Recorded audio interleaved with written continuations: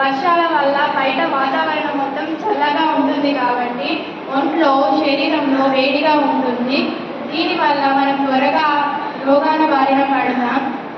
గోరింటాకు పెట్టుకోవడం వల్ల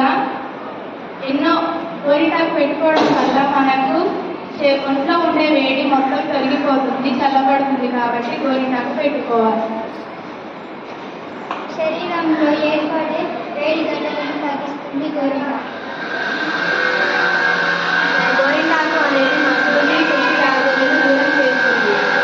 గోరింటాకు జుట్టు లాగడానికి తగ్గిస్తుంది, జుట్టు పెరిగేలా బలంగా ఉంటుంది.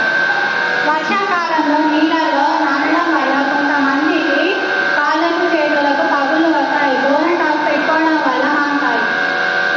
గోరింటాకు పెట్టుకోవడం వల్ల ఇన్ఫెక్షన్ రాకుండా